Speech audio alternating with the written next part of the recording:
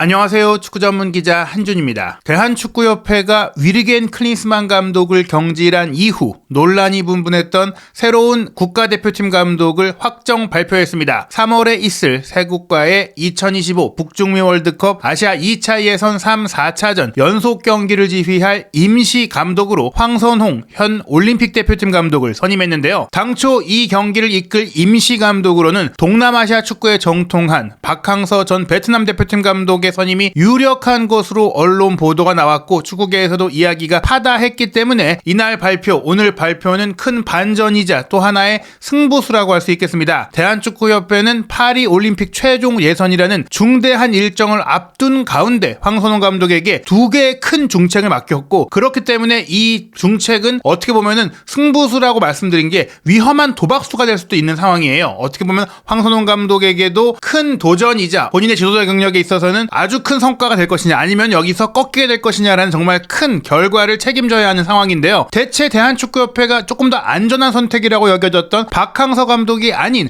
황선홍 감독의 겸임을 결정한 이유는 무엇인지, 그리고 이 선택이 왜 승부수이자 도박수라고 볼 수 있는지 분석해드리도록 하겠습니다. 대한축구협회가 2월 27일 화요일 오후에 제3차 국가대표 전력강화위원회를 열고 이 회의 직후에 공식 발표를 막 했는데요. 황선홍 감독을 3월 월드컵 2차 예선 태국 2연전을 이끌 임시 감독으로 선임했습니다. 사진에서 보시다시피 황선홍 감독은 최근 대표팀에 다툼 논란이 있었던 이강인 선수와 지난 2023 항저우 아시안게임에서 금메달을 함께 목에 걸면서 성과를 냈던 감독이죠. 그 당시 이강인 선수를 소집하는 과정에서 이강인 선수를 또 적절하게 활용하고, 또 이강인 선수가 아닌 모든 선수들이 주목받을 수 있는 팀을 이끌었기 때문에 더 좋은 평가를 받았던 바가 있는데요. 황선홍 감독은 1992년 대표팀 감독이 전임 감독 체제로 진행된 이후 역대 74대 감독이자 21세기 들어서는 14번째 감독입니다. 21세기 들어서 첫 번째 감독이 바로 2002 한일 월드컵을 이끌었던 거스 히딩크 감독이었고, 히딩크 감독이 물러난 이후에는 김호곤 대행, 그리고 코엘류 감독, 박성화 대행에 이어 조 몬프렐 감독과 딕 아드보카트 감독, 팀 베어백 감독 등 네덜란드 출신 감독들이 많이 이끌다가 2010 남아공 월드컵에 허정무 감독이 맡으면서 원정 16강이라는 성과를 냈죠. 그리고 나서는 국내파 감독으로 쭉 기회가 이어졌습니다. K리그에서 자신의 능력을 입증한 감독들이 맡았는데요. 조광래 감독이 68대 감독으로 부임했지만 월드컵 예선에서 세대교체 과정 속에 처참한 실패를 맛보면서 경질됐고, 최강희 감독이 임시 감독으로 이제 제한된 기간 동안만 맡기로 하고 월드컵 아시아 예선전만 맡기로 하고 부임한 이후에 본선 진출을 이루고 나서 물러나고, 홍명보 감독이 런던 올림픽 동메달의 성과를 바탕으로 부임했으나 2014 브라질 월드컵에서 실패를 겪은 이후에 이제 새로운 감독 선임에 대한 이야기가 또 한 번 나왔어요. 이 과정 속에서 신태용 감독이 대행 체제로 맡은 이후 독일 축구 레전드인 울리 슈틸리케 감독이 부임했으나, 슈틸리케 감독 역시 2018 러시아 월드컵을 준비하는 과정 속에서 예선전에 실망스러운 내용과 성적을 거두며 경질됐고 신태용 감독이 부임했습니다. 신태용 감독이 러시아 월드컵을 준수하게 치르긴 했지만 결국엔 16강 진출에 실패하며 물러났고, 파울루 벤투 감독이 부임해서 경질이 아닌 끝까지 계약 기간을 모두 채우면서 2022 카타르 월드컵 16강 진출의 성과를 냈죠. 그리고 나서 클린스만 감독이 부임했으나 1년여 만에 아시안컵에서의 실패의 책임으로 물러나게 됐는데요. 사실 4강이라는 결과가 자체로 실패라고 볼 수는 없겠지만 그 운영 과정 속의 문제라든지 근무 태만의 문제, 국민 정서에 부합하지 못했던 신의 성실의 문제까지 겹치면서 역대 최대 스캔들 속에 경질됐는데, 이 과정 속에 새로운 정식 감독을 선임하는 절차를 조금 더 신중하게 가져가고자 이 중간 다리로 황선홍 감독이 부임하게 된 것입니다. 2월 27일 화요일 오후 2시에 대한축구협회의 국가대표 전력강화위원회가 회의를 가졌는데요. 정혜성 위원장을 중심으로 총 11명의 이제 위원 중에 윤정한 강원FC 감독, 그리고 이미연 문경상무 감독 2명이 소속팀의 전지훈련 일정이 있다 보니까 불참하게 됐고, 나머지 인원들이 이제 모여서 이야기를 가진 이후에 오후 4시 30분에 공식 발표를 했어요. 애초에는 4시에 발표할 예정이었지만 조금 더 논의가 길어지면서 정리할 시간이 필요했고 4시 30분에 정확히 발표가 이루어졌는데요. 먼저 이 발표 내용, 정혜성 위원장의 발표 내용을 주요한 내용만 소개해드리면요. 우선 황선홍 현 올림픽 대표팀 감독을 선임했는데 6월에 있을 월드컵 2차 예선 준비에는 차질이 없도록 5월까지는 정식 감독을 선임할 예정이다. 사실 저희가 3월과 6월까지 모두 임시 감독으로 치를 가능성도 있다. 6월에 있을 유로 대회나 코파 아메리카 대회나 혹은 말씀드렸던 울산 HD의 아시아 챔피언스리그 일정 등등을 고려했을 때 9월에 있을 3차 예선부터 정식 감독으로 가는 가능성도 있다라는 거라고 관측을 했었는데 그것이 아닌 빠르게 혼란을 좀 수습하고 또 임시감독에 대한 부담을 많이 주지 않기 위해서 딱 3월 2경기만 임시감독으로 치르고 지금 뭐 황선홍 감독을 쭉 가는 뭐 경우가 있다고 하더라도 일단 6월에 감독은 정식 감독으로 간다라고 확실히 못을 박았습니다. 그리고 이제 회의 과정에서 어떻게 이 의견이 바뀌게 됐느냐, 처음에 1차 회의 직후에는 임시감독이 아니라 장기적 관점의 정식 감독으로 3월부터 대표팀을 운영하겠다라고 했는데요. 이 발표 이후에 24일에 있었던 2차 회의에서는 구체적으로 이제 후보 리스트를 선정하고 접촉하지도 않았음에도 불구하고 1차 회의 이후에 특정 국내 지도자들이 언급되면서 구체적으로는 홍명보 울산 감독이나 김기동 서울 감독 그리고 김학범 제주 감독들이었죠. K리그의 개막을 앞두고 이런 감독들을 갑자기 대표팀에서 빼가는 상황들에 대해서 K리그 팬들과 축구 팬들과 국민들의 이제 지지가 좀 떨어지고 비판적인 생각이 나오다 보니까 대표팀 감독이 국민들의 지지를 얻지 못한다면 그것은 리더십을 발휘하는 데 있어서 크게 어려울 수도 있다. 그렇기 때문에 시간이 걸리더라도 좋은 정식 감독을 다시 한번 찾고 3월은 일단 임시 감독으로 가자고 내부적으로도 방침을 바꿨다라고 얘기했습니다. 그러면서 그 2차 회의 이후에 황선홍 감독을 포함한 3명의 후보군이 검토가 됐다라고 했거든요. 다만 이제 황선홍 감독에 대해서는 박항서 감독과 더불어 이미 언론에서도 유력한 후보라고 얘기가 나왔었죠. 저희가 입수했던 이전 정보에서도 사실은 홍명보 감독을 후임 감독으로 가장 높은 평가를 하면서 1순위로 꼽혔었고 만약 홍명보 감독이 거절할 경우에는 2순위로 황선홍 감독이 언급됐다는 얘기들이 있었어요. 황선홍 감독 같은 경우에는 이미 대한축구협회와 계약된 상황 속에서 지금 23세 이하 대표팀을 꾸준히 이끌어오고 있고 또 아시안게임 금메달을 성공적으로 이뤄냈고 지금 파리올림픽 예선전을 치르고 있는 과정 속에 이 파리올림픽까지 잘 치른다면 사실 파리올림픽이 끝났을 때 더 이상 황선홍 감독이 이제 대한축구협회와 인연을 이어가는 과정 속에 애매해질 수 있는 상황이잖아요. 그러니까 황선홍 감독이 뭐 프로팀으로 간다거나 다른 선택을 할 수도 있겠지만 그렇다면 이 과정 속에서 황선홍 감독이 A 대표팀이 될 수 있는 여지를 열어두는 것은 어떻겠느냐 뭐 이런 관측들이 있었거든요. 다만 이제 말씀드린 대로 파리올림픽 본선에 아직 확실하게 진출하는 것이 아니기 때문에 올림픽 본선에서 결과가 안 좋을 때는 어느 정도 그 대회 자체가 쉽지 않은 대회이니까 이해할 수 있는데 올림픽 본선에 나가지 못하는 상황이 됐을 때는 성인 대표팀을 맡기기에는 리스크가 큰 상황이 될 수 있잖아요. 바로 이 부분이 이제 맹점이라고 할 수 있는데요. 그렇기 때문에 일단은 황선홍 감독을 정식 감독 겸임으로 선임한 게 아니라 딱 3월에 태국과의 2차례 경기만 겸임하고 그 뒤에는 다시 올림픽 대표팀에 집중할 수 있도록 하겠다라고 했는데요. 그렇다면 올림픽 대표팀은 누가 이끌게 되느냐? 일단 4월 달에 23세 이하 아시안컵이 파리 올림픽의 최종 예선격으로 치러지게 되는데 3월 A매치 기간에도 올림픽 대표팀이 중동으로 이제 전지훈련을 떠나고 이제 친선 대회를 참가하기로 했거든요. 그 대표팀도 운영을 해야 됩니다. 올림픽 팀도 소홀히 할 수 없거든요. 그 올림픽 팀은 기존의 올림픽 팀 스태프가 황선홍 감독만 빠진 채 그대로 운영한다고 합니다. 이미 어느 정도 23세 이하 아시안컵의 엔트리의 윤곽과 결정은 났기 때문에 경기 감각을 끌어올리고 조직력을 끌어올리고 전술 점검을 하기 위해 가는 것이니까 감독이 어느 정도 기본적인 틀만 만들어주고 세부적인 지침만 주면 본인이 없어도 충분히 운영될 수 있다라는 그런 상황이라고 합니다. 그렇기 때문에 이제 성인 대표팀의 임시 감독인 황선홍 감독은 올림픽 팀의 코치진과 함께 대표팀을 이끄는 게 아니라 별도의 코치진을 꾸릴 것이다라고 했는데요. 정혜성 위원장은 황선홍 감독에게 코칭 스태프 구성을 일임했다. 즉 황선홍 감독이 직접 자신이 믿을 수 있는 사람들을 따로 이제 불러 모아서 성인 대표팀을 2경기 동안 이끌게 되는 그런 임시 코칭 스태프를 구성하게 되는 것입니다. 이 2경기를 치르고 나서는 다시 황선홍 감독은 올림픽 대표팀의 본업에 매진을 하게 되고 카타르에서 있을 올림픽 최종 예선 23세 이하 아시안컵 대회를 준비하게 되고 그 기간 동안 전력강화위원회는 대표팀 정식 감독 선임 절차에 본격적으로 착수하겠다라고 했는데요. 이에 대해서 대표팀에 필요한 게 무엇인지 어떤 축구를 지향해야 하는지 어떤 스타일의 지도자가 필요한지를 꼼꼼하게 체크하고 축구 팬들이 기대하는 기준에 맞춰서 철저한 이제 프로세스를 가지고 철학적인 것까지 체크를 하고 선임하겠다라고 했습니다. 황선홍 감독이 임시 감독으로 선임된 과정에는 역시 기존 대표팀 자원들을 잘 알고 있다라는 것 그리고 대한축구협회가 별도의 임금 지불 없이 이미 대한축구협회와 계약되어 있는 전임 지도자 상태인 황선홍 감독이기 때문에 비용의 부담도 없는 부분도 있겠죠. 하지만 뭐 이런 부담들을 떠나서 황선홍 감독이 아시안게임 금메달을 차지했을 때 아시안컵에 참가한 선수들과도 상당수 함께 호흡을 맞췄습니다. 대표적으로 뭐 이강인 선수가 있고 슈투트가르트의 정우영, 울산 HD의 서령우 그리고 헨체에서 뛰고 있는 홍현석 선수 등이 바로 아시안게임에서 금메달을 목에 걸고 아시안컵까지 참가한 선수들이거든요. 선수들이고요. 또 박진섭 선수 역시 그 중에 한 명으로 와일드카드로 황선홍 감독이 아시안게임에서 중용을 한 덕분에 부상자가 발생한 성인 대표팀의 박진섭 선수가 또 발탁이 되고 또 아시안컵에서도 중요한 활약을 할 수가 있었습니다. 그 외에 또 클린스만 감독이 소집을 했던 바 있는 풀백인 독일 3부 리그 소속의 박규현 선수도 이미 아시안게임에서 황선홍 감독이 함께했던 바가 있고 또 국가대표팀에 오르내렸던 백승호, 송민규, 엄원상 같은 선수들도 항저우 아시안게임에서 황선홍 감독이 지휘를 했었고요. 그 외에 사실 K리그에서 굉장히 뛰어난 활약을 펼쳐 보였던 선수들이나 새롭게 유럽에 진출한 고영준 선수나 앞으로 성인 대표팀이 세대 교체를 하는 과정에서 고려될 수 있는 선수들, 그리고 미트윌란으로 이적한 이한범 같은 향후 A대표팀에 선발될 수 있는 특급 수비수들, 이런 선수들까지도 모두 지휘를 해봤기 때문에 어떻게 보면 황선홍 감독이 임시감독뿐 아니라 후임 정식 감독으로서도 적임자다라는 얘기들을 할 수 있겠는데요. 정희성 위원장이 실제로 이 감독 후보 3명을 압축했다고 얘기했어요. 이 3명 안에 황선홍 감독과 박항서 감독이 있었다고 봐야 합니다. 박항서 감독이 공식 대리인을 통해서 나는 임시감독이라면 맡을 의향이 있다고 얘기를 했던 것은 실제로 거론이 됐고 어느 정도 의사타진까지는 됐기 때문에, 이런 분위기가 있었기 때문에 나온 얘기라고 할 수 있겠는데요. 다만 1순위가 황선홍 감독이었기 때문에 황선홍 감독이 결국에는 고사했더라면 박항서 감독이 될 수 있었겠지만 황선홍 감독이 수락을 하면서 그대로 추가 논의가 없게 됐다라고 보시면 될 것 같습니다. 정혜성 위원장의 이제 발표에 따르면 2월 25일 낮에 대표팀에서 이제 황선홍 감독에게 임시감독직을 공식 제안했고 황선홍 감독이 생각할 시간을 달라고 요청한 이후 하루 뒤인 26일에 수락하겠다라고 이야기를 했고 바로 27일 3차 전력강화위원회 회의를 통해 이 사실이 위원들에게 공지가 됐고 이에 대한 논의를 통해 모두의 합의를 통해서 발표가 된 것인데, 이미 위원들 역시 황선홍 감독을 1순위로 함께 의견을 모았기 때문에 이 결정이 이뤄진 것이다라고 보면 될 것 같습니다. 황선홍 감독을 1순위로 꼽은 이유에 대해서는 일단 아시안게임 우승으로 성과를 보여줬고 올림픽 대표팀을 맡은 협회 소속 지도자이며 국제대회 경험과 아시아 축구에 대한 이해도를 갖췄다. 이미 아시안게임을 준비하고 23세 이하 아시안컵을 준비하는 과정 속에 아시아 팀들에 대한 정보를 속속들이 파악하고 있는 부분도 있고 또 선수로서도 이미 월드컵이라든지 아시안컵이라든지 굵직한 대회들을 경험했던